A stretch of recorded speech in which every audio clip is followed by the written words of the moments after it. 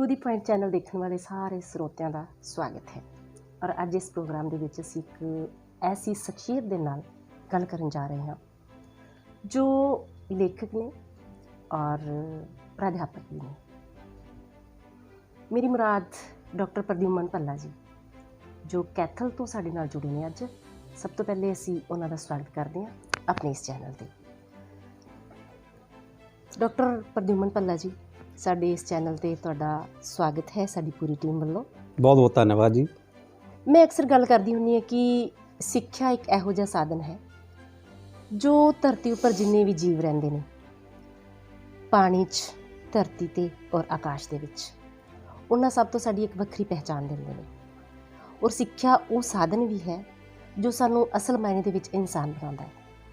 एक लेखक होना और नाल दी नाल बच्चिआं नू सिक्ख्या देना दोनों अलग चीज़ां ने।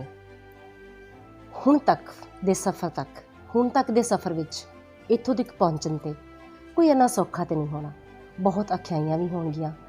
ते क्यों ना शुरुआत तुहाडे उस वेड़े तो कीती जावे जित्थों माँ दी गोदी दे विच खेडे, फिर उतरे, चलना शुरू किया पिता दी उंगल फड़ के। मेरी मुराद तुहाडा बचपन जी। मैं समझदा मैम कि सब तो वधिया जिहड़ा स्कूल है जी एक बच्चे दा वो माँ दी गोद ही हुंदा है, क्योंकि माँ तो ही उन्होंने संस्कार मिलते हैं, पिता तो उन्होंने बहुत सारिया चीज़ां मिलदियां ने विरासत जी। कुछ तो साढ़े जीन्स च मिलदियां ने और कुछ बच्चा एक्वायर करता है अपने माहौल तो जिहो जिहा माहौल घर च हुंदा है। जिवें मेरी मदर बड़े धार्मिक सुभाव दी है जी, मेरे फादर बहुत खुले सुभाव दे ने वधिया, तो वो आत्म विश्वास भरन च मतलब बहुत उन्होंने एक सहयोग किया मेरा। मैनू बाहर घूमन फिरन दे चांस दिते ताकि मैं जिंदगी नू बहुत करीब तो देख सका। नाले जिंदगी दी सवेर च भी मैं महसूस कर रहा कि ये दोपहर भी आनी है ते रात भी आनी है, हनेरा भी आना है। तो मैं समझदा माँ बाप दा जिहड़ा प्यार है बच्चों नू जिहड़े संस्कार ने सब तो वधिया सिक्ख्या ते उत्थों ही मिलती है। बिल्कुल हर मापे चाहते हैं कि उन्होंने बच्चा पढ़ के कम से कम अपनी रोटी जोगा जरूर हो जाए। पर जिहड़ी किताबां तुसीं पढ़ियां बचपन दे विच हर बच्चा यही कोशिश करके पढ़ता है। पेरेंट्स भी ये चाहते हैं कि पहला किताबां वाल ध्यान दिता जाए, एकदम लिखण वाल आउणा, क्योंकि बच्चों कोल ते टाइम ही नहीं हुंदा रोज़गार दीयां किताबां पढ़न तो। ते फिर मैनूं लगदा कि कुछ भी पढ़े बिना लेखनी दी लाइन दे विच आउणा तां औखा होना। ये शुरुआत किवें होई? मेरी ये शुरुआत कॉलेज दे विच जाके हुई सीगी ते कॉलेज च साडे कोल टाइम हुंदा है बहुत ते बच्चा पढ़ सकदा है। और दूसरा मैं समझदा कि जिहड़ियां किताबां ने सिलेबस दीयां किताबां भी ਉਹਦੇ ਵਿੱਚ ਵੀ ਅਗਰ ਤੁਸੀਂ ਉਹਨਾਂ ਨੂੰ ਸਿਰਫ ਮਾਰਕਸ ਦੇ ਪੁਆਇੰਟ ਆਫ ਵਿਊ ਨਾਲ ਨਹੀਂ ਪੜ੍ਹਦੇ ਜੀ, ਸਿਰਫ ਤੁਸੀਂ ਪਾਸ ਹੋਣ ਵਾਸਤੇ ਹੀ ਉਹਨਾਂ ਨੂੰ ਪੜ੍ਹਦੇ ਹੋ ਅਗਰ, ਫਿਰ ਤੁਸੀਂ ਉਹਨਾਂ 'ਚ ਕੁਝ ਗੇਨ ਨਹੀਂ ਕਰ ਸਕਦੇ। ਬਿਲਕੁਲ। ਤੇ ਮੈਂ ਅੱਜ ਤੱਕ ਨਹੀਂ ਭੁੱਲਦਾ ਬਚਪਨ 'ਚ ਜਿਹੜੀਆਂ ਕਹਾਣੀਆਂ ਪੜ੍ਹੀਆਂ ਮੁਨਸ਼ੀ ਪ੍ਰੇਮਚੰਦ ਦੀਆਂ ਜਾਂ ਸਾਡੇ ਅੰਮ੍ਰਿਤਾ ਪ੍ਰੀਤਮ ਦੀਆਂ ਜਾਂ ਹੋਰ ਜਿਹੜੀਆਂ ਰਚਨਾਵਾਂ ਮੈਂ ਪੜ੍ਹੀਆਂ ਤੇ ਉਹਨਾਂ ਨੂੰ ਮੈਂ ਅੱਜ ਤੱਕ ਨਹੀਂ ਭੁੱਲਿਆ। ਤੇ ਇਹਦਾ ਮਤਲਬ ਇਹ ਹੈ ਵੀ ਸਿੱਖਿਆ ਦਾ ਇੱਕ ਹਿੱਸਾ ਤੁਹਾਨੂੰ अच्छे इंसान बनाने वास्ते भी नाल चलता है। बिल्कुल, मतलब परिवारिक सहयोग सी कि तुसी लिखो? जी जी, परिवार वालों कभी कोई रुकावट नहीं आई क्योंकि मेरे फादर उन्होंने मेरी इस रुचि का पता सीगा जी। तो मैं बचपन तो ही मतलब थोड़ा जा एक्सट्रोवर्ट टाइप सीगा, खुलिया होया सीगा। मोनो एक्टिंग, डिबेट, डेक्लेमेशन इन्हां प्रतियोगितावां 'च भाग लैंदा रहिंदा सी ਤੇ ਉਹਦੇ ਨਾਲ ਇੱਕ ਕੌਨਫੀਡੈਂਸ ਮਿਲਿਆ ਜੀ, ਉਹ ਅੱਗੇ ਜਾ ਕੇ ਬਹੁਤ ਕੰਮ ਆਇਆ। ਤੁਸੀਂ 15 ਕਿਤਾਬਾਂ ਹੁਣ ਤੱਕ ਲਿਖ ਚੁੱਕੇ ਹੋ, ਜਿਹਦੇ ਵਿੱਚ ਕਹਾਣੀ ਹੈ, ਕਵਿਤਾ ਹੈ ਔਰ ਛੋਟੀਆਂ ਕਹਾਣੀਆਂ ਵੀ ਤੁਸੀਂ ਲਿਖੀਆਂ ਨੇ, ਔਰ ਨਾਟਕ ਤੇ ਬਹੁਤ ਕੰਮ ਹੈ ਤੁਹਾਡਾ। ਉਹ ਪਹਿਲੀ ਕਿਹੜੀ ਰਚਨਾ ਸੀ ਜਿਹਨੇ ਤੁਹਾਨੂੰ ਬੜੀ ਤਾਕਤ ਦਿੱਤੀ ਕਿ ਹਾਂ ਮੈਂ ਲਿਖ ਸਕਦਾ? ਸਭ ਤੋਂ ਵਧੀਆ ਤੇ ਮੈਮ ਜਦੋਂ ਮੈਂ ਮੇਰਾ ਖਿਆਲ ਹੈ ਇਹ ਸ਼ਾਇਦ 1984 ਦੀ ਗੱਲ ਹੈ ਜੀ। ਉਦੋਂ मैं एक छोटी जी कविता लिखी सी, तुकबंदी कह लो ਉਹਨੂੰ ਉਦੋਂ ਜੀ। ਉਹਦਾ शीर्षक ਸੀਗਾ सौदा। ਉਹਦੇ जो कुछ लाइनां सी कि ईमान यहाँ बिक जाएगा, इंसान यहाँ बिक जाएगा, चलाने वाला इस दुनिया को भगवान यहाँ बिक जाएगा, ये बस्ती है गरीबों की, विजय है यहाँ नसीबों की।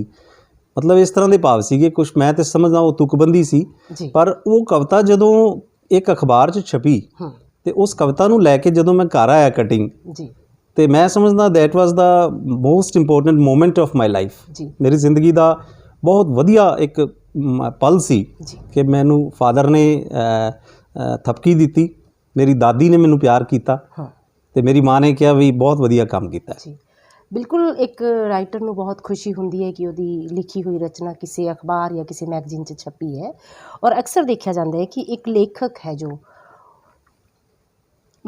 ਜਦੋਂ ਨੌਜਵਾਨ ਹੁੰਦੇ ਆਪਾਂ ਜੀ ਉਹ ਆਪਣੀ ਨਿੱਜ ਤੋਂ ਸ਼ੁਰੂਆਤ ਕਰਦਾ ਹੈ, ਪ੍ਰੇਮ ਦੀਆਂ ਕਵਿਤਾਵਾਂ ਲਿਖਦਾ ਹੈ। ਔਰ ਤੁਹਾਡੀ ਸ਼ੁਰੂਆਤੀ ਜਿਹੜੀ ਹੋਈ ਹੈ ਉਹੀ ਤੁਸੀਂ ਇੱਕ ਇਨਕਲਾਬੀ ਕਵਿਤਾ ਮੈਂ ਉਹਨੂੰ ਕਹਾਂਗੀ ਉਹ ਲਿਖਣੀ ਸ਼ੁਰੂ ਕਰ ਦਿੱਤੀ। ਉਸ ਉਮਰ ਦੇ ਵਿੱਚ ਇਹੋ ਜਿਹਾ ਕੀ ਪੜ੍ਹਿਆ ਕਿ ਤੁਸੀਂ ਸ਼ੁਰੂ ਦੇ ਵਿੱਚ ਹੀ ਇੰਨੀ ਵਧੀਆ ਕਵਿਤਾ ਲਿਖੀ? ਮੈਂ ਸਮਝਦਾ ਮੈਮ ਜਿਹੜਾ ਕੁਛ ਤੁਸੀਂ ਪੜ੍ਹਦੇ ਹੋ ਜੀ ਉਹਦਾ ਬਹੁਤ ਇੰਪੈਕਟ ਪੈਂਦਾ ਹੈ। ਬਿਲਕੁਲ। ਔਰ ਇਹ ਬੜਾ ਇੱਕ ਮੈਂ ਸਮਝਦਾ ਕਿ ਬਹੁਤ ਅਨਫੋਰਚੂਨੇਟ ਹੈ। ਹਾਂਜੀ ਇਹ ਬੜਾ ਸਾਡਾ ਦੁਰਭਾਗਿਆ ਹੈ ਕਿ ਅੱਜ ਮਤਲਬ ਜਿਹੜੇ ਲੋਕ ਲਿਖ ਰਹੇ ਨੇ ਉਹ ਲਿਖ ਰਹੇ ਨੇ ਦਬ ਲਗਾਤਾਰ, ਬਿਲਕੁਲ, ਪਰ ਉਹ ਪੜ੍ਹ ਨਹੀਂ ਰਹੇ। ਬਿਲਕੁਲ। ਤੇ ਜਦੋਂ ਤੁਸੀਂ ਪੜ੍ਹਦੇ ਹੋ, ਮੈਂ ਮੁਨਸ਼ੀ ਪ੍ਰੇਮ ਚੰਦ ਜੀ ਨੂੰ ਪੜ੍ਹਿਆ ਤੇ ਮੈਂ ਉਹਨਾਂ ਦੀਆਂ ਰਚਨਾਵਾਂ 'ਚ ਜੋ ਦਰਦ ਮਹਿਸੂਸ ਕੀਤਾ ਜੀ ਬਿਲਕੁਲ, ਤੇ ਉਹੀ ਦਰਦ ਫਿਰ ਸਮਾਜ 'ਚ ਦੇਖਣ ਨੂੰ ਮਿਲਿਆ। ਤੇ ਲਿਖਾਰੀ ਜਿਹੜਾ ਹੁੰਦਾ ਉਹ ਤੇ ਸਮਾਜ ਨੂੰ ਹੀ ਇੱਕ ਆਇਨਾ ਮੰਨ ਕੇ ਚੱਲਦਾ ਜੀ ਬਿਲਕੁਲ। ਤੇ ਸਮਾਜ 'ਚ ਜੋ ਕੁਝ ਹੋ ਰਿਹਾ ਹੁੰਦਾ ਉਹੀ ਉਹਦੀ ਰਚਨਾਵਾਂ ਦਾ ਮਾਧਿਅਮ ਬਣਦਾ।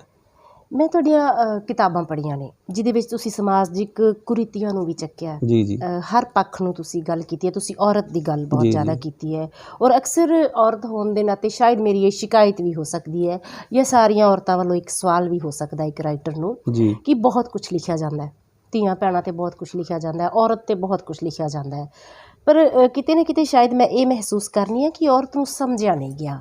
ਕਈ ਵਾਰੀ ਮੇਰੀ ਸ਼ਿਕਾਇਤ ਇਹ ਵੀ ਹੁੰਦੀ ਹੈ ਕਿ ਔਰਤ ਦੀ ਆਜ਼ਾਦੀ ਹੈ ਨਾ ਜਿਹੜੀ ਉਹ ਸ਼ਾਇਦ ਕਿਤਾਬਾਂ ਤੱਕ ਹੀ ਰਵੇ ਤਾਂ ਠੀਕ ਹੈ। ਅਸੀਂ ਜੋ ਲਿਖ ਰਹੇ ਹਾਂ ਕੀ ਉਹਦਾ ਕੁਝ % ਅਸਲ ਦੇ ਵਿੱਚ ਵੇਖਣ ਨੂੰ ਮਿਲ ਰਿਹਾ ਸਾਨੂੰ? ਕਿਉਂਕਿ ਔਰਤਾਂ 'ਤੇ ਜਿਹੜੇ ਮੀਟਰ ਦੇ ਜਿਹੜੇ ਗਜ਼ ਲੰਬੇ ਲੇਖ ਲਿਖੇ ਜਾਂਦੇ ਨੇ ਉਹਨਾਂ ਦਾ ਅਸਰ ਮੈਨੂੰ ਤਾਂ ਅੱਜ ਤੱਕ ਦੇਖਣ ਨੂੰ ਨਹੀਂ ਮਿਲਿਆ। ਤੁਸੀਂ ਇੱਕ ਲੇਖਕ ਹੋਣ ਦੇ ਨਾਤੇ ਕੀ ਕਹਿਣਾ ਚਾਹੋਗੇ? ਮੈਂ ਇਹ ਸਮਝਦਾ ਮੈਮ ਕਿ ਲੇਖਕ ਜਦੋਂ ਕੁਝ ਲਿਖਦਾ ਹੈ ਜੀ ਮੈਂ ਸਮਝਦਾ ਕਿ ਸਭ ਤੋਂ ਪਹਿਲਾਂ ਤੇ ਉਹਨੂੰ ਆਪ ਚੇਂਜ ਹੋਣਾ ਹੁੰਦਾ ਹੈ। ਬਿਲਕੁਲ। ਉਹਨੂੰ ਆਪ ਪਰਿਵਰਤਿਤ ਹੋਣਾ ਹੁੰਦਾ ਹੈ। ਹਾਂਜੀ। ਤੇ ਔਰਤ ਦੇ ਬਾਰੇ ਆਦਮੀ ਦੀ ਸੋਚ, ਜੀ ਮੈਂ ਇਸ ਗੱਲ 'ਚ ਕਹਿਣ 'ਚ ਕੋਈ ਸ਼ਰਮ ਨਹੀਂ ਮਹਿਸੂਸ ਕਰਦਾ ਜੀ ਤੇ ਬੜੀ ਬੇਬਾਕੀ ਨਾਲ ਇਹ ਗੱਲ ਕਹਿਣਾ ਵੀ ਬੇਸ਼ੱਕ ਔਰਤ ਅੱਜ ਚੰਦ 'ਤੇ ਪਹੁੰਚ ਜਾਵੇ ਲੇਕਿਨ ਆਦਮੀ ਦੀ ਸੋਚ ਉਹਦੇ ਪ੍ਰਤੀ ਉਹ ਤਾਂ ਹੀ ਬਦਲਦੀ ਹੈ ਜਦੋਂ ਆਦਮੀ ਵਿਅਕਤੀਗਤ ਤੌਰ 'ਤੇ, ਬਿਲਕੁਲ, ਮੈਂ ਇੱਕ ਆਦਮੀ ਹੈ ਤੇ ਸਭ ਤੋਂ ਪਹਿਲਾਂ ਮੈਨੂੰ ਆਪਣੀ ਸੋਚ ਬਦਲਣੀ ਪਊਗੀ। ਜੀ ਬਿਲਕੁਲ। ਤਾਂ ਹੀ ਮੈਂ ਸਮਾਜ ਨੂੰ ਕਹਿ ਸਕਦਾ ਵੀ ਸੋਚ ਬਦਲੋ। ਮੈਂ ਅਕਸਰ ਕਹਿੰਦੀ ਹੁੰਦੀ ਹਾਂ ਕਿ ਅਸੀਂ ਕੁਛ ਵੀ ਨਾ ਹੋਈਏ, ਚਾਹੇ ਲੇਖਕ ਵੀ ਨਾ ਹੋਈਏ, ਚਾਹੇ ਅਸੀਂ ਪਾਠਕ ਵੀ ਨਾ ਹੋਈਏ, ਕਮ ਸੇ ਕਮ ਇੱਕ ਅੱਛਾ ਇਨਸਾਨ ਜ਼ਰੂਰ ਹੋਈਏ। ਜੀ ਜੀ ਬਹੁਤ ਵਧੀਆ ਜੀ ਜੀ। ਔਰ ਇੱਥੇ ਮੈਂ ਥੋੜ੍ਹਾ ਜਿਹਾ ਜ਼ਿਕਰ ਵੀ ਕਰਾਂਗਾ ਇੱਕ ਮੇਰੀ ਛੋਟੀ ਜਿਹੀ ਕਵਿਤਾ 3-4 ਲਾਈਨਾਂ ਦੀ ਕਿ आओ कभी तो अपने वजूद के होने के डर से बाहर निकलें, आओ कभी तो अपने वजूद के होने के डर से बाहर निकलें जी और जी कर देखें बिना वजूद। बिल्कुल। संत राम उदासी ਦੇ ਹਾਣ ਦੇ ਬਹੁਤ ਸਾਰੇ ਲੇਖਕ ਨੇ ਜਿਨ੍ਹਾਂ ਨੂੰ ਆਪਾਂ ਜਿੰਨਾ ਕੁ ਪੜ੍ਹਿਆ ਉਹਨਾਂ ਦਾ ਦਰਦ ਮਹਿਸੂਸ ਕੀਤਾ, ਆਪਾਂ ਉਹਨਾਂ ਨੇ ਮਜ਼ਦੂਰ ਵਰਗ ਵਾਸਤੇ ਬਹੁਤ ਕੁਛ ਲਿਖਿਆ। ਪਰ ਮੈਂ ਇੱਕ ਗੱਲ ਵੀ ਸ਼ਾਇਦ ਇਹ ਵੀ ਮੇਰੀ ਤੁਸੀਂ ਸ਼ਿਕਾਇਤ ਕਹਿ ਲਓ ਜਾਂ ਤਰਾਸਦੀ ਕਹਿ ਲਓ ਕਿ ਮੈਨੂੰ ਕੁਛ ਵੀ ਜਦੋਂ ਮੈਂ ਇਸ ਤਰ੍ਹਾਂ ਦਾ ਸੁਣਦੀ ਹਾਂ ਤਾਂ ਮੈਨੂੰ ਬਹੁਤ ਮੇਰੀ ਇੱਕ ਆਤਮਾ ਹੈ ਜਿਹੜੀ ਉਹ ਕਲਪਣ ਲੱਗਦੀ ਹੈ। ਕਲਪਦੀ ਕਿਉਂ ਹੈ ਕਿ ਜਿਨ੍ਹਾਂ ਵਾਸਤੇ ਅਸੀਂ ਲਿਖ ਰਹੇ ਹਾਂ ਕਿ ਇਹ ਅੱਖਰ, ਇਹ ਕਵਿਤਾਵਾਂ, ਇਹ ਗਜ਼ਲਾਂ, ਇਹ ਕ੍ਰਾਂਤੀਕਾਰੀ ਗੀਤ ਅੱਜ ਦੇ ਟਾਈਮ ਉਹਨਾਂ ਤੱਕ ਪਹੁੰਚ ਰਹੇ ਨੇ ਜਿਨ੍ਹਾਂ ਵਾਸਤੇ ਇੱਕ ਲੇਖਕ ਲਿਖ ਰਿਹਾ ਹੈ। ਇਹ ਵੀ ਇੱਕ ਬਹੁਤ ਵੱਡੀ ਵਿਡੰਬਨਾ ਹੈ ਜਿਹੜਾ ਤੁਸੀਂ ਇਸ਼ਾਰਾ ਕਰ ਰਹੇ ਹੋ ਜਿੱਧਰ, ਤੇ ਮੈਂ ਸਮਝਦਾ ਇਹਦੀ ਜ਼ਿੰਮੇਵਾਰੀ ਵੀ ਲੇਖਕ ਦੀ ਹੈ। ਬਿਲਕੁਲ। ਕਿਉਂਕਿ ਮੈਂ ਜਿਹੜੀ ਮੰਨ ਲਓ ਕਿਤਾਬ ਮੇਰੀ ਛਪ ਰਹੀ ਹੈ ਤੇ ਉਹ ਕਿਤਾਬ ਅਗਰ ਲਾਇਬ੍ਰੇਰੀਆਂ 'ਚ ਬੰਦ ਹੋਣੀ ਹੈ ਜਾਂ ਸਾਡੇ ਘਰਾਂ 'ਚ ਸ਼ੋਕੇਸ ਦੀ ਸ਼ੋਭਾ ਬਣਨੀ ਹੈ, ਮੈਂ ਸਮਝਦਾ ਉਸ ਕਿਤਾਬ ਲਿਖਣ ਦਾ ਕੋਈ ਫਾਇਦਾ ਨਹੀਂ। ਬਿਲਕੁਲ। ਔਰ ਉਹਦਾ ਬਹੁਤ ਵੱਡਾ ਕਾਰਨ ਇਹ ਹੈ ਕਿ ਉਸ ਕਿਤਾਬ ਦੀ ਕਾਸਟ ਹੀ 300, 400, 500 ਰੁਪਏ ਰੱਖੀ ਜਾਂਦੀ ਹੈ। ਜੇ ਤੁਸੀਂ 20 ਰੁਪਏ ਉਹਦੀ ਕਾਸਟ ਰੱਖੋ ਤੇ ਆਮ ਆਦਮੀ ਤੱਕ ਉਹ ਜ਼ਰੂਰ ਪਹੁੰਚੇਗੀ। ਬਿਲਕੁਲ। ਤੇ ਅਸੀਂ ਇਹ ਜਿਹੇ ਪ੍ਰਯਾਸ ਹੀ ਨਹੀਂ ਕਰਦੇ ਜੀ। ਤੇ ਬਹੁਤ ਸਾਰੀਆਂ ਮੇਰੀਆਂ ਕਿਤਾਬਾਂ ਬਹੁਤ ਸਸਤੀਆਂ ਬਹੁਤ ਅੱਛੀਆਂ ਤੇ ਉਹ ਲੋਕਾਂ ਤੱਕ ਤਾਂ ਹੀ ਪਹੁੰਚ ਰਹੀਆਂ ਨੇ ਕਿ ਲੋਕ ਉਹਨੂੰ ਪੜ੍ਹਨਾ ਚਾਹੁੰਦੇ ਨੇ। ਬਿਲਕੁਲ। ਔਰ ਇਹਦੀ ਆਦਤ ਸਾਨੂੰ ਪਾਣੀ ਪਏਗੀ। ਨੌਜਵਾਨ ਵਰਗ ਬਹੁਤ ਕੁਛ ਲਿਖ ਰਿਹਾ ਅੱਜ ਕੱਲ੍ਹ ਔਰ ਅਕਸਰ ਦੇਖਣ ਨੂੰ ਮਿਲਦਾ ਹੈ ਕਿ ਜਦੋਂ ਕੋਈ ਨੌਜਵਾਨ ਲੇਖਕ ਲਿਖਣਾ ਸ਼ੁਰੂ ਕਰਦਾ ਆ ਅਸੀਂ ਕਿਸ ਤਰ੍ਹਾਂ ਉਹਨਾਂ ਨੂੰ ਹੱਲਾਸ਼ੇਰੀ ਦੇ ਸਕਦੇ ਹਾਂ? ਕਿਉਂਕਿ ਜਦੋਂ ਇੱਕ ਨੌਜਵਾਨ ਵਰਗ ਲੇਖਕ ਜਾਂ ਪਾਠਕ ਹੋਣ ਦੇ ਨਾਤੇ ਇਸ ਖੇਤਰ ਨਾਲ ਜੁੜਦਾ ਹੈ ਤਾਂ ਸਮਾਜ ਦੇ ਵਿੱਚ ਕਿੰਨੀਆਂ ਸਾਰੀਆਂ ਬੁਰਾਈਆਂ ਨੇ। ਸਭ ਤੋਂ ਪਹਿਲੇ ਤਾਂ ਉਹ ਉਹਨਾਂ ਬੁਰਾਈਆਂ ਤੋਂ ਆਪਣੇ ਆਪ ਨੂੰ ਬਚਾ ਕੇ ਰੱਖਦਾ ਹੈ। ਅਸੀਂ ਕਿਸ ਤਰ੍ਹਾਂ ਹੱਲਾਸ਼ੇਰੀ ਦੇ ਸਕਦੇ ਹਾਂ? ਜੋ ਪੁਰਾਣੇ ਲੇਖਕ ਨੇ, ਪਰਿਪੱਕ ਲੇਖਕ ਨੇ ਜਿਵੇਂ ਤੁਸੀਂ ਹੋ, ਕਿਸ ਤਰ੍ਹਾਂ ਸਾਨੂੰ ਨੌਜਵਾਨ ਵਰਗ ਨੂੰ ਜ਼ਿਆਦਾ ਤੋਂ ਜ਼ਿਆਦਾ ਇਸ ਖੇਤਰ ਦੇ ਨਾਲ ਜੋੜਨਾ ਚਾਹੀਦਾ? ਮੈਂ ਇੱਕ ਗੱਲ ਸਭ ਤੋਂ ਪਹਿਲਾਂ ਤਾਂ ਇਹ ਕਹਾਂਗਾ, ਜਿਹੜਾ ਨੌਜਵਾਨ ਵਰਗ ਹੈ ਜੀ, ਉਹ ਸਭ ਤੋਂ ਵੱਡੀ ਗੱਲ ਤੇ ਜਿਹੜਾ ਅੱਜ ਇੱਕ ਜਨਰੇਸ਼ਨ ਗੈਪ ਅਸੀਂ ਮਹਿਸੂਸ ਕਰ ਰਹੇ ਹਾਂ, ਬਿਲਕੁਲ ਪੀੜ੍ਹੀ ਅੰਤਰਾਲ ਜਿਹਨੂੰ ਕਹਿੰਦੇ ਆਪਾਂ, ਉਹ ਇਸ ਕਾਰਨ ਹੈ ਕਿ ਨੌਜਵਾਨ ਪੀੜ੍ਹੀ ਮਟੀਰੀਅਲਿਜ਼ਮ ਦੀ ਤਰਫ, ਜੀ, ਵੈਸਟਰਨਾਈਜ਼ਡ ਕਲਚਰ ਦੀ ਤਰਫ ਜ਼ਿਆਦਾ ਉਹਦਾ ਧਿਆਨ ਹੈ। ਔਰ ਇਸ ਚੱਕਰ ਵਿੱਚ ਉਹ ਜਿਹੜੇ ਆਪਣੇ ਸੰਸਕਾਰਿਤ ਜਾਂ ਸਾਡੀ ਪਰੰਪਰਾਵਾਂ ਨੇ ਚੰਗੀਆਂ ਜਾਂ ਸਾਡਾ ਜਿਹੜਾ ਸੰਸਕਾਰ ਨੇ ਉਹਨਾਂ ਤੋਂ ਦੂਰ ਹੋ ਰਹੀ ਹੈ। ਉਹਨਾਂ ਨੂੰ ਸ਼ਾਇਦ ਇਹ ਭੁੱਲ ਗਈ ਇਹ ਗੱਲ ਕਿ ਵੀ ਡਿਜੀਟਲ ਹੋਣ ਦਾ ਮਤਲਬ ਇਹ ਨਹੀਂ ਹੈ ਕਿ ਤੁਸੀਂ ਪਰਿਵਾਰ ਦੇ ਸੰਸਕਾਰ ਭੁੱਲ ਜਾਓ। ਡਿਜੀਟਲ ਹੋਣ ਦਾ ਮਤਲਬ ਇਹ ਨਹੀਂ ਹੈ ਕਿ ਤੁਸੀਂ ਰੋਟੀ ਵੀ ਗੂਗਲ ਤੋਂ ਡਾਊਨਲੋਡ ਕਰ ਲਓਗੇ। ਤੇ ਇਸ ਕਰਕੇ ਉਹਨਾਂ ਦੇ ਅੱਛੀ ਗੱਲ ਇਹ ਹੈ ਕਿ ਉਹਨਾਂ ਦਾ ਵਿਜ਼ਨ, ਉਹਨਾਂ ਦਾ ਦਾਇਰਾ, ਉਹਨਾਂ ਦੀ ਸੋਚਣ ਦੀ ਜਿਹੜੀ ਇਮੈਜੀਨੇਸ਼ਨ ਹੈ, ਕਲਪਨਾ ਹੈ, ਉਹ ਸ਼ਾਇਦ ਨਵੇਂ-ਨਵੇਂ ਟੌਪਿਕ ਲੱਭ ਕੇ ਲਿਆ ਰਹੀ ਹੈ। ਪਰ ਉਹ ਸਾਰਿਆਂ ਦੇ ਵਿੱਚ ਕਿਤੇ ਨਾ ਕਿਤੇ ਸਾਡਾ ਜਿਹੜਾ ਸੰਸਕਾਰਿਤ ਮਾਹੌਲ ਹੈ, ਸਾਡੇ ਜਿਹੜੇ ਵੈਲਿਊਜ਼ ਨੇ, ਮੋਰਲ ਵੈਲਿਊਜ਼, ਉਹਨਾਂ ਦਾ ਵੀ ਇੱਕ ਕੰਬੀਨੇਸ਼ਨ ਦੋਵਾਂ ਦਾ ਅਗਰ ਰਹੇਗਾ ਤੇ ਉਹਦੇ ਲਈ ਉਹਨਾਂ ਨੂੰ ਜ਼ਰੂਰ ਪੁਰਾਣੇ ਲੇਖਕਾਂ ਨੂੰ ਪੜ੍ਹਨਾ ਚਾਹੀਦਾ ਹੈ। ਔਰ ਉਹਨਾਂ ਦੀਆਂ ਗੱਲਾਂ ਨੂੰ ਆਧਾਰ ਬਣਾ ਕੇ ਵੀ ਬਹੁਤ ਸਾਰੀਆਂ ਨਵੀਆਂ ਚੀਜ਼ਾਂ ਲਿਖੀਆਂ ਜਾ ਸਕਦੀਆਂ ਨੇ। ਇੱਕ ਅੰਨੀ ਰੇਸ ਦੇ ਵਿੱਚ ਅਸੀਂ ਸ਼ਾਮਿਲ ਹੋ ਗਏ ਹਾਂ ਜੀ। ਸਾਨੂੰ ਪਤਾ ਹੀ ਨਹੀਂ ਅਸੀਂ ਜਾਣਾ ਕਿੱਥੇ ਹੈ ਜੀ, ਕਿਉਂਕਿ ਜਿਸ ਦੌਰ 'ਚੋਂ ਅਸੀਂ ਗੁਜ਼ਰ ਰਹੇ ਹਾਂ, ਸਭ ਤੋਂ ਪਹਿਲੇ ਪੇਰੈਂਟਸ ਦੀ ਵੀ ਇਹ ਜ਼ਿੰਮੇਵਾਰੀ ਵੀ ਹੁੰਦੀ ਹੈ ਔਰ ਇੱਕ ਫਿਕਰ ਵੀ ਹੁੰਦਾ ਹੈ ਕਿ ਉਹਨਾਂ ਦਾ ਬੱਚਾ ਸਾਹਿਤ ਨਾਲ ਬੇਸ਼ੱਕ ਨਾ ਜੁੜੇ, ਪਰ ਆਪਣੀ ਉਸ ਪੜ੍ਹਾਈ ਨੂੰ ਤਵੱਜੋ ਜ਼ਿਆਦਾ ਦੇਵੇ ਜਿਹਨੇ ਉਹਨੂੰ ਰੋਟੀ ਦੇਣੀ ਹੈ। ਕਿਉਂਕਿ ਸਾਹਿਤ ਸਕੂਨ ਤਾਂ ਦੇ ਸਕਦਾ ਹੈ ਪਰ ਰੋਟੀ ਤਾਂ ਨਹੀਂ ਦੇ ਸਕਦਾ। ਮੈਂ ਇੱਥੇ ਥੋੜ੍ਹਾ ਜਿਹਾ ਤੁਹਾਡੇ ਨਾਲ ਡਿਫਰ ਕਰਦਾ ਹਾਂ ਕਿ ਸਾਹਿਤ ਸਕੂਨ ਦਿੰਦਾ ਹੈ ਔਰ ਸਕੂਨ ਹੀ ਆਦਮੀ ਦੀ ਸਭ ਤੋਂ ਵੱਡੀ ਦੌਲਤ ਹੈ।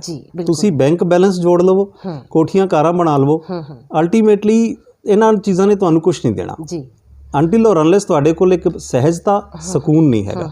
ਜੇ ਸਕੂਨ ਹੈ ਤੇ ਸਕੂਨ ਤੁਹਾਨੂੰ, ਜਿਵੇਂ ਤੁਸੀਂ ਆਪ ਕਿਹਾ ਵੀ ਸਾਹਿਤ ਦੇ ਸਕਦਾ ਹੈ, ਪਰ ਸਾਹਿਤ ਕੋਲੋਂ ਸਕੂਨ ਲੈਣ ਲਈ ਸਾਨੂੰ ਸਾਹਿਤ ਦੀ ਗੋਦ ਵਿੱਚ ਜਾਣਾ ਪਏਗਾ। ਪਰ ਭੱਲਾ ਸਾਹਿਬ, ਗੱਲ ਫਿਰ ਉੱਥੇ ਹੀ ਖੜ ਜਾਂਦੀ ਹੈ ਕਿ ਜਿਹੜੀਆਂ ਗੱਲਾਂ ਤੁਸੀਂ ਸਕੂਨ ਦੀਆਂ ਕਰ ਰਹੇ ਹੋ, ਮੈਂ ਸਹਿਜ ਦੀਆਂ ਔਰ ਸਰਲ ਹੋਣ ਦੀਆਂ ਕਰ ਰਹੀ ਹਾਂ। ਇਹ ਤਾਂ ਸ਼ਾਇਦ ਇੱਕ ਉਮਰ ਪਾ ਕੇ ਸਮਝ ਆਉਂਦੀ ਹੈ ਨਾ ਨੌਜਵਾਨ ਵਰਗ ਨੂੰ, ਤੇ ਇਸ ਉਮਰ ਦੇ ਵਿੱਚ ਆਪਣੀ ਰੋਟੀ ਦੀ ਜ਼ਿਆਦਾ ਚਿੰਤਾ ਹੁੰਦੀ ਹੈ। ਨਹੀਂ, ਇਹ ਗੱਲ ਇੱਥੇ ਮੈਂ ਡਿਫਰ ਕਰਦਾ ਫਿਰ, ਕਿਉਂਕਿ ਜਿਹੜੇ ਅਸੀਂ ਦੇਖਦੇ ਹਾਂ ਨਾ, ਜਿੰਨੇ ਤੁਸੀਂ ਦੇਖੋ ਡਿਪਰੈਸ਼ਨ ਦੇ ਕੇਸਿਸ ਨੇ, ਮੈਂਟਲ ਸਟ੍ਰੈਸ ਦੇ ਕੇਸਿਸ ਨੇ, ਟੈਨਸ਼ਨਸ ਦੇ ਕੇਸਿਸ ਨੇ, ਇਹ ਸਾਰੇ ਨੌਜਵਾਨ ਪੀੜ੍ਹੀ ਹੀ ਝੇਲ ਰਹੀ ਹੈ। ਬਿਲਕੁਲ ਤੁਸੀਂ ਦੇਖੋ ਅੱਜ ਇੰਨੇ ਕਲੀਨਿਕਾਂ ਤੇ ਸਾਡੇ ਜਿਹੜੇ ਮਨੋਵਿਗਿਆਨਿਕ ਨੇ, ਉਹਨਾਂ ਕੋਲ ਸਾਈਕੈਟ੍ਰਿਸਟ ਕੋਲ ਲਾਈਨ ਲੱਗੀ ਹੋਈ ਹੈ ਲੰਬੀ ਨੌਜਵਾਨਾਂ ਦੀ।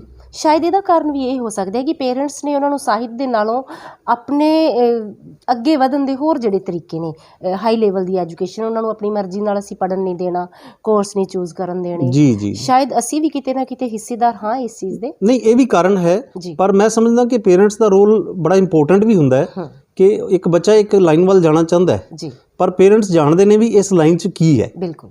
ਤੇ ਉਸ ਲਾਈਨ 'ਚ ਉਹਨੂੰ ਨਹੀਂ ਜਾਣ ਦੇਣਾ, ਤੇ ਇੱਥੇ ਇੱਕ ਪੀੜ੍ਹੀ ਅੰਤਰਾਲ ਸ਼ੁਰੂ ਹੋ ਜਾਂਦਾ ਹੈ। ਦੂਸਰਾ ਇਹ ਹੈ ਕਿ ਪੇਰੈਂਟਸ ਦੀ ਸਭ ਤੋਂ ਵੱਡੀ ਘਾਟ ਜਿਹੜੀ ਮੈਂ ਮਹਿਸੂਸ ਕਰਦਾ ਕਿ ਉਹ ਆਪਣੇ ਬੱਚਿਆਂ ਨੂੰ ਟਾਈਮ ਨਹੀਂ ਦੇ ਪਾਉਂਦੇ। ਹੁਣ ਮਤਲਬ ਮੈਂ ਚਾਹੁੰਦਾ ਵੀ ਮੇਰਾ ਬੱਚਾ ਨੈੱਟ 'ਤੇ ਕੋਈ ਪੌਨ ਉਹ ਨਾ ਦੇਖੇ, ਪਰ ਮੈਂ ਦੂਸਰੀ ਤਰਫ ਕੀ ਮਹਿਸੂਸ ਕਰਦਾ ਵੀ ਮੈਂ ਆਪ ਦੇਖ ਰਿਹਾ ਮੈਂ। ਤੇ ਹੀਅਰ ਕਮਸ ਦਾ ਡਿਫਰੈਂਸ, ਇੱਥੇ ਇੱਕ ਪੀੜ੍ਹੀ ਅੰਤਰਾਲ ਆ ਜਾਂਦਾ ਹੈ। ਜੇ ਮੈਂ ਆਪ ਬੱਚੇ ਨਾਲ ਬੈਠ ਕੇ ਵੀ ਬੇਟੇ ਆਓ ਬਤਾਓ ਮੁਝੇ ਕਿਆ ਹੈ, ਟਾਈਮ ਦੇਣਾ ਉਹਨੂੰ, ਉਹਦੀ ਸੁਣਦਾ ਔਰ ਫਰੈਂਡਲੀ ਹੋਣਾ ਉਹਦੇ ਨਾਲ, ਉਹ ਜਿਹੜਾ ਗੈਪ ਹੈ ਸਾਡੇ ਵਿੱਚ ਦਾ, ਉਹ ਗੈਪ ਨੂੰ ਅਗਰ ਮੈਂ ਭਰਨ ਦੀ ਕੋਸ਼ਿਸ਼ ਕਰਦਾ ਤੇ ਮੈਂ ਸਮਝਦਾ ਵੀ ਆਰ ਲਾਈਕ ਫਰੈਂਡਸ। ਇਹ ਪੀੜ੍ਹੀ ਦਰ ਪੀੜ੍ਹੀ ਜਿਹੜਾ ਗੈਪ ਵੱਧ ਰਿਹਾ ਹੈ, ਇਹਦਾ ਇੱਕ ਕਾਰਨ ਤੇ ਇਹ ਹੈ ਕਿ ਨੈਤਿਕ ਕਦਰਾਂ ਕੀਮਤਾਂ ਦੀ ਬਹੁਤ ਕਮੀ ਹੈ। ਔਰ ਨੈਤਿਕ ਕਦਰਾਂ ਕੀਮਤਾਂ ਬੱਚਿਆਂ ਨੂੰ ਪੇਰੈਂਟਸ ਤੋਂ ਮਿਲ ਸਕਦੀਆਂ ਨੇ ਸਭ ਤੋਂ ਪਹਿਲੇ, ਨਾ ਉਹ ਕਿਸੇ ਕਿਤਾਬਾਂ 'ਚ ਮਿਲਣੀਆਂ ਔਰ ਨਾ ਕਿਸੇ ਮੂਵੀ ਦੇਖਣ ਨਾਲ ਮਿਲਣੀਆਂ ਨੇ। ਔਰ ਉਹਨਾਂ ਕਦਰਾਂ ਕੀਮਤਾਂ ਦੀ ਘਾਟ ਇਸ ਕਰਕੇ ਹੈ ਕਿ ਅੱਜ ਇਸ ਮਹਿੰਗਾਈ ਦੇ ਦੌਰ ਦੇ ਵਿੱਚ ਪੇਰੈਂਟਸ ਜਿਹੜੇ ਨੇ ਉਹ ਦੋਨੋਂ ਜਾ ਰਹੇ ਨੇ ਕੰਮ ਵਾਸਤੇ। ਔਰ ਜਾ ਕਿਉਂ ਰਹੇ ਨੇ? ਬੱਚਿਆਂ ਦੇ ਅੱਛੇ ਫਿਊਚਰ ਵਾਸਤੇ ਕੰਮ ਕਰਦੇ ਨੇ, ਡਬਲ ਸ਼ਿਫਟਸ ਦੇ ਵਿੱਚ ਕੰਮ ਕਰ ਰਹੇ ਨੇ। ਅਸੀਂ ਬੱਚਿਆਂ ਨੂੰ ਟਾਈਮ ਨਹੀਂ ਦੇ ਰਹੇ, ਔਰ ਬੱਚਿਆਂ ਨੂੰ ਟਾਈਮ ਨਹੀਂ ਦੇ ਰਹੇ ਤੇ ਉਹ ਫਿਰ ਉਹ ਇਕੱਲਾਪਣ ਮਹਿਸੂਸ ਕਰਦੇ ਨੇ। ਫਿਰ ਉਸ ਦੌਰਾਨ ਉਹ ਡਿਪਰੈਸ਼ਨ ਦੇ ਸ਼ਿਕਾਰ ਵੀ ਹੋ ਰਹੇ ਨੇ। ਇਸ ਦੌਰਾਨ ਜਿਹੜਾ ਸਾਹਿਤ ਹੈ, ਸਾਹਿਤ ਦੀਆਂ ਬਹੁਤ ਸਾਰੀਆਂ ਵੰਨਗੀਆਂ ਨੇ, ਗਜ਼ਲ ਹੈ, ਕਵਿਤਾ ਹੈ, ਕਹਾਣੀ ਹੈ, ਔਰ ਤੁਸੀਂ ਤਾਂ ਨਾਟਕ 'ਤੇ ਵੀ ਬਹੁਤ ਕੰਮ ਕੀਤਾ ਹੈ। ਇਹ ਕਿੰਨਾ ਸਹਾਈ ਹੋ ਸਕਦਾ ਹੈ? ਇਹਦਾ ਬਹੁਤ ਵੱਡਾ ਰੋਲ ਹੈ। ਮੈਂ ਸਮਝਦਾ ਕਿ ਇਹਦਾ ਬਹੁਤ ਵੱਡਾ ਰੋਲ ਹੈ। ਅਗਰ ਉਹ ਬੱਚੇ ਧਿਆਨ ਨਾਲ ਇਹਨੂੰ ਪੜ੍ਹਦੇ ਨੇ ਤੇ ਅਸੀਂ ਇੱਕ ਆਦਤ ਉਹਨਾਂ 'ਚ ਡਿਵੈਲਪ ਕਰ ਦਿੰਦੇ ਹਾਂ, ਉਹਨਾਂ ਨੂੰ ਮਤਲਬ ਇਸ ਲੈਵਲ ਤੱਕ ਲਿਆਉਂਦੇ ਹਾਂ, ਤੇ ਉਹ ਜ਼ਰੂਰ ਜਿਹੜਾ ਹੈ ਇਸ 'ਤੇ ਸੋਚਦੇ ਨੇ ਗੰਭੀਰਤਾ ਨਾਲ। ਤੇ ਬਹੁਤ ਸਾਰੀ ਫੈਮਿਲੀਜ਼ ਜਿਹੜਾ ਨਾ ਇਸ ਚੀਜ਼ ਨੂੰ ਹੁਣ ਮਹਿਸੂਸ ਕਰਦੀਆਂ ਨੇ, ਬੱਚੇ ਵੀ ਮਹਿਸੂਸ ਕਰਦੇ ਨੇ, ਤੇ ਉੱਥੇ ਤੁਸੀਂ ਦੇਖੋ ਸੁੱਖ ਹੈ, ਸਹਿਜਤਾ ਹੈ, ਪਰਿਵਾਰ 'ਚ ਸਕੂਨ ਹੈ। ਭੱਲਾ ਸਾਹਿਬ ਨਾਲ ਬਹੁਤ ਅੱਛੀ ਗੱਲਬਾਤ ਚੱਲ ਰਹੀ ਹੈ, ਪਰ ਗੱਲਾਂ ਨਾਲ ਨਹੀਂ ਸਰਨਾ। ਆਓ ਇਹ ਕੁਛ ਸ਼ਾਇਰੀ ਵੀ ਇਹਨਾਂ ਦੀ ਜ਼ਬਾਨੀ ਸੁਣੀਏ ਆਪਾਂ ਜੀ। ਮੈਂ ਨੌਜਵਾਨਾਂ ਲਈ 4 ਲਾਈਨਾਂ ਜ਼ਰੂਰ ਕਹਿਣਾ ਚਾਹਾਂਗਾ, ਤੇ ਬਾਤ ਰਨਮ ਕਹਿ ਰਹੇ हैं। लकीरों के भरोसे पे तो सब कुछ मिल नहीं सकता, कमल जीवन का बिन मेहनत कभी भी खिल नहीं सकता, हृदय में ठान ले कर आदमी कुछ कर गुजरने की, असंभव नाम का पत्थर क्यों फिर हिल नहीं सकता। क्या बात है सर, क्या बात है। बहुत शुक्रिया जी, बहुत शुक्रिया। ਦੋਸਤੋ, ਗੱਲਾਂ ਬਾਤਾਂ ਤਾਂ ਕਰਨ ਨੂੰ ਹੋਰ ਵੀ ਬਹੁਤ ਦਿਲ ਕਰਦਾ ਹੈ, ਕਿਉਂਕਿ ਇਨਸਾਨ ਦੇ ਕੋਲ ਗੱਲਾਂ ਹੀ ਰਹਿ ਜਾਂਦੀਆਂ ਨੇ, ਚਾਹੇ ਉਹ ਗਾ ਕੇ ਕਹਿ ਦੇਵੇ, ਚਾਹੇ ਉਹ ਕਵਿਤਾ 'ਚ ਕਹਿ ਦੇਵੇ, ਚਾਹੇ ਉਹ ਕਹਾਣੀਆਂ 'ਚ ਕਹਿ ਦੇਵੇ। ਪਰ ਫਿਲਹਾਲ ਭੱਲਾ ਸਾਹਿਬ ਸਮਾਂ ਮੈਨੂੰ ਹੋਰ ਇਜਾਜ਼ਤ ਨਹੀਂ ਦੇ ਰਿਹਾ ਕਿ ਮੈਂ ਤੁਹਾਡੇ ਨਾਲ ਕੁਝ ਹੋਰ ਗੱਲਾਂ ਸਾਂਝੀਆਂ ਕਰਾਂ। ਇੱਕ ਵਾਰੀ ਫਿਰ ਸਾਡੀ ਪੂਰੀ ਟੀਮ ਵੱਲੋਂ ਤੁਹਾਡਾ ਬਹੁਤ ਬਹੁਤ ਸਵਾਗਤ। ਬਹੁਤ ਬਹੁਤ ਸ਼ੁਕਰੀਆ ਜੀ। ਟੂ ਦੀ ਪੁਆਇੰਟ ਚੈਨਲ ਦਾ ਵੀ ਮੈਂ ਧੰਨਵਾਦ ਕਰਦਾ ਕਿ ਅੱਜ ਉਹਨਾਂ ਨੇ ਚੰਗੀ ਗੱਲਬਾਤ ਕੀਤੀ, ਤੇ ਅਗਰ ਇਹ ਗੱਲਬਾਤ ਕਿਸੇ ਨੌਜਵਾਨ ਦਾ ਹਿਰਦਾ ਚੇਂਜ ਕਰ ਸਕੇ ਤਾਂ ਮੈਂ ਸਮਝਾਂਗਾ ਕਿ ਅੱਜ ਦਾ ਸਾਡਾ ਇਹ ਬਹੁਤ ਸਫਲ रहेगा आयोजन। बहुत बहुत शुक्रिया। खुद बोझ नहीं बोझ उठाती हैं बेटियां, दुख झेल के भी सबको हंसाती हैं बेटियां, पाने को तरसते हैं जो रोटी का निवाला, पाने को तरसते हैं जो रोटी का निवाला, सीने से सदा उनको लगाती हैं बेटियां, माँ बेटी बहन पत्नी है पर वक्त पड़े तो, माँ बेटी बहन पत्नी है पर वक्त पड़े तो, किरदार आदमी का निभाती हैं बेटियां, बेटे करेंगे मुक्त अब ये सोच बदल दो, बेटे करेंगे मुक्त अब ये सोच बदल दो, कांधा भी अर्थियों को लगाती हैं बेटियां, खुद बोझ नहीं बोझ उठाती हैं बेटियां, मीरा है पद्मिनी है सीता है कल्पना, मीरा है पद्मिनी है सीता है कल्पना, सारे जहां में नाम कमाती हैं बेटियां, सारे जहां में नाम कमाती हैं बेटियां, बेटी को अपनी रूह से जो प्यार करेंगे, बेटी को अपनी रूह से जो प्यार करेंगे, उनके जहन में हर समय आती हैं बेटियां, उनके जहन में हर समय आती हैं बेटियां, एक बोझ नहीं बोझ उठाती हैं बेटियां, दुख झेल के भी सबको हंसाती हैं बेटियां। आईना सी होती है जिंदगी, तुम भी मुस्कुरा तो वो भी मुस्कुरा देगी, हुनर सब में होता है तो चलो फिर करते हैं हुनर की बात। टू द पॉइंट, जिंदगी जिंदाबाद।